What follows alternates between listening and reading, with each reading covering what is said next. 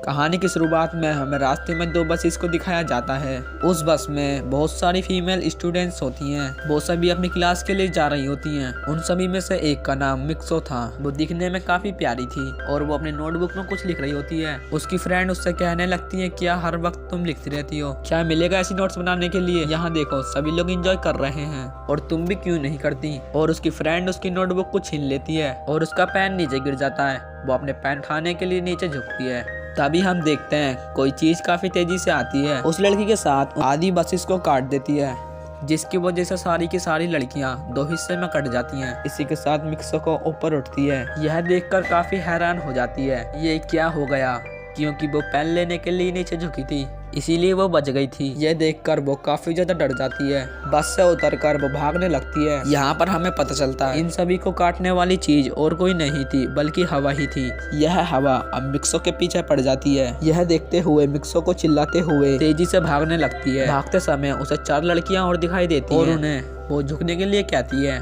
लेकिन काफी देर हो चुकी थी। हवा उन्हें आधे पड़ से ही काट के चली जाती है। लेकिन मिक्सोके ने एक लड़की को बचा लिया था कि तभी उन्हें कुछ साइकिलिंग करते हुए लड़कियां दिखाई देती हैं जो कहीं पर जा रही थी। उन्हें भी ये बचाने की कोशिश करती है, लेकिन हवा उनके साथ भी वही करती है जो अभी इनके दोस्तों के साथ हुआ। इसी दौरान वो लड़की भी मारी जाती है। अब वो यह देखकर काफी डर जाती है और वो इधर उधर भागने लगती है। मिक्सोको जब नदी के पास जाती है, वो यह देखकर हैरान हो जाती है। उस नदी में बहुत सी पहले डेड बॉडी पड़ी होती हैं, यानी हवा ने काट दिया था। वहाँ से एक डेड बॉडी के कपड़े लेकर वो चेंज करती है। अगले सीन में मिक्सोको चलते चलते एक कॉलेज में पहुंच जाती है, जहाँ पर बहुत सी फीमेल स्टूडेंट्स थी। उनका यूनिफॉर्म से काफी मिलता था और ये भी था कि वो तो उनके स्कूल की स्टूडेंट्स नहीं हैं। तभी एक लड़की मिक्सो के पास आती है और उससे कहने लगती है कि तुम कैसी हो। दरअसल देखा जाए वो लड़की उसकी बेस्ट फ्रेंड थी। मिक्सोके उससे पूछती है, क्या तुम मेरी बेस्ट फ्रेंड हो? क्योंकि उसे कुछ भी समझ में नहीं आ रहा था कि उसके साथ हो क्या रहा है।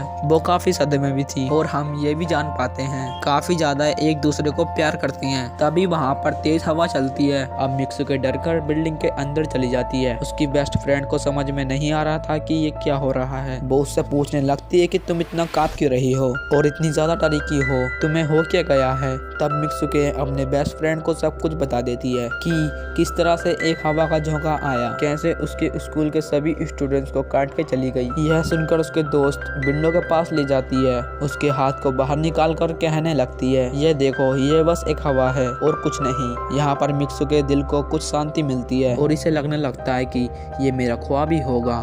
इसके बाद मिक्सोके के 2 बेस्ट फ्रेंड अपने 2 और दोस्तों को लेती है और क्लास को बंद करने का प्लान बनाती है। जैसे ये चारों क्लास के बाहर निकलने ही वाली होती हैं कि तभी वहाँ पर उनके टीचर आ जाती है और उन्हें देख लेती हैं, लेकिन वो चारों वहाँ से भाग जाती हैं। वो चारों भागते भागते एक लेक पर आ जाती हैं। तालाब में एक पत्थर फेंक कर कहने लगती है कि देखो यहाँ पर मैंने पत्थर तो फेंका है, हो सकता है कि दूसरी दुनिया में मैंने ऐसा ना किया हो। उस तालाब में से अचानक एक क्रोकोडाइल आने लगता है। फिर वो लड़की कहने लगती है कि देखो मैंने कहा था ना, जो इस दुनिया में होता है वो उस दुनिया में बिल्कुल भी नहीं होता। जो उस दुनिया में हो रहा है वो इस दुनिया में नहीं हो सकता। तो उसी दुनिया में इसको मगरमच्छ ने खाया है और यहाँ पर देखो ये तो बिल्कुल सेफ है। उसी लेक के पास एक बिस्तर यानी कि एक बेड दिखाई देता है। उस बेड से तकिया को उठाकर वो चारों खेलने लगती हैं कि तभी हम देखते हैं दूर से 2 लड़कियां इन्हें देख रही होती हैं, क्योंकि दोनों लड़कियां आपस में एक दूसरे से शादी कर लेती हैं। इसके बाद उनमें से एक फ्रेंड बताती है कि हमें कुछ ऐसा करना होगा जो उस दुनिया में इम्पॉसिबल हो,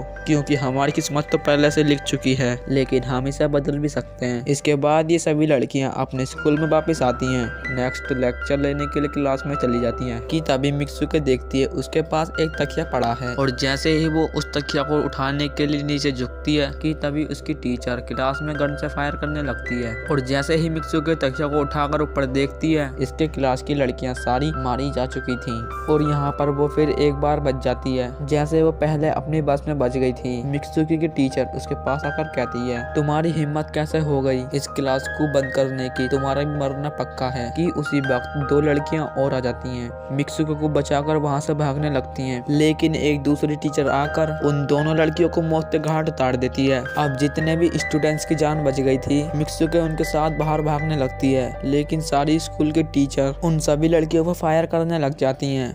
अब यहाँ फायरिंग के दौरान जैसे ही सभी लड़कियां वहाँ से बाहर आती हैं और यहाँ इन्हें हवा काट देती है, मिक्सुको फिर से एक बार अकेली रह जाती है और वो वहाँ से भागकर एक पुलिस ऑफिसर के पास जाती है। वो वहाँ पर सब कुछ बताने लगती है। उसकी यह बात सुनने के बाद पुलिस वाली लड़की उससे कहती है कि लेकिन तुमने स्कूल वाले कपड़े तो नहीं पहने हुए हैं। और जब उसके सामने एक मिरर को रखती है तब मिक्सुको उस मिरर में देखती है। वो देखती है कि बोते एकदम से बदल गई है और लोग मिक्सुको के नाम से नहीं उसे और दूसरे नाम से बुला रहे थे। यहाँ पर हमें पता चलता है उसकी शादी होने वाली थी। वही पुलिस ऑफिसर उसकी शादी के लिए उसे लेके जाती है। यह देखकर आसपास के लोग उसे बधाई देने लगते हैं और जैसे ही उसे लेकर चर्च पहुंचते हैं मिक्सुको की बेस्ट फ्रेंड वहीं मौजूद होती है। मिक्सुको उससे पूछने लगती है सब क्या हो रहा है। तब उसकी दोस्त उससे कहती है कि अभी खामोश रहो, अभी हम किसी के कंट्रोल में हैं और जैसे ही मैं कहूँ वैसा ही तुम करो। और वो उसका ड्रेस पहनाने लगती है और उसे बाहर जाने के लिए कहती है। और जैसे ही वो आगे बढ़ती है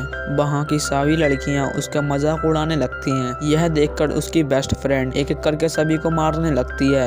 इसके बाद जैसे ही मिक्सुको आगे बढ़ती है उसके हस्बैंड की जगह एक ताबूत खड़ा हुआ था। ताबूत को खोलने के बाद एक बड़ा पिग बाहर आता है। मिक्सुको उसे देखकर काफी ज्यादा डरने लगती है। एक टूटी हुई बोतल से उस पर अटैक कर देती है, जिसके बाद मिक्सुको और उसकी बेस्ट फ्रेंड चर्च से बाहर भागती है। इन्हें दो लड़कियां और गेट पर रोकने की कोशिश करती हैं। मिक्सुको की बेस्ट फ्रेंड मारकर वहां से भाग जाते हैं। इधर दूसरी तरफ मिक्सुको भाग रही थी क्योंकि उसे अब लगने लगा था उसके साथ कुछ ज्यादा ही गलत हो रहा है। आगे जाने पर वो खुद को एक और मिरर पर देखती है। अब जिस जगह पर मिक्सुको थी वहीं पर रेस हो रही थी कि तभी उसके पास कुछ लड़कियां आकर उससे कहने लगती हैं कि तुम तो बहुत अच्छी रेसर हो, खड़ी क्यों हो, भाग क्यों नहीं रही। और जब वो भागना स्टार्ट करती है तब वो खुद में काफी एनर्जी फील करने लगती है। इसके बाद मिक्सुको रेस जीतने की पूरी कोशिश करने लगती है कि तभी वहाँ पर उसकी बेस्ट फ्रेंड भी जाती है। वो नोटिस करती है कि वो वही औरतें जो उसे चर्च में रोक रही थी वो सभी इन्हीं की तरफ आ रही थी। भागते समय कुछ लड़कियां मिक्सुको से कहने लगती हैं। हम देखते हैं कि मिक्सुको भागते भागते एक सुनसान एरिया में आ जाती है। वहीं पर कुछ स्टूडेंट्स नजर आती हैं जिन्होंने यूनिफॉर्म पहना हुआ था। वो सभी लड़कियां मिक्सुको से कहने लगती हैं और तभी मिक्सुको की बेस्ट फ्रेंड वहां पर आकर उस लड़की को मारकर वहां से मिक्सुको को भगा कर ले जाती है। मिक्सुको की बेस्ट फ्रेंड अपना नाम जोर जोर से बोलने के लिए कहती है, जिस पर मिक्सुको अपना नाम जोर जोर से चिल्लाने लगती है। इसी के साथ मिक्सुको अपने असली रूप में आ जाती है। उसे अपना हाथ दिखाते हुए कहती है, प्लीज मेरे हाथ में जो वायर लगी हुई हैं बाहर खींच दो ताकि मैं इस दुनिया से बाहर जा सकूं। लेकिन मिक्सुको को डर भी था कि यह वायर खींचने से उसकी जान न चले जाए, क्योंकि मिक्सुको अपनी बेस्ट फ्रेंड से काफी प्यार करती थी, इसलिए वो ऐसा करना नहीं चाहती थी। उसे ज्यादा कहने पर वो उसकी वायर खींच देती है। उसकी बेस्ट फ्रेंड की बॉडी दो हिस्सों में बढ़ जाती है। तो दोस्तों ये कहानी यहीं पर खत्म होती है। वीडियो को लाइक एंड चैनल को सब्सक्राइब जरूर कर लेना। मैं मिलूंगा जल्द एक नई कहानी में।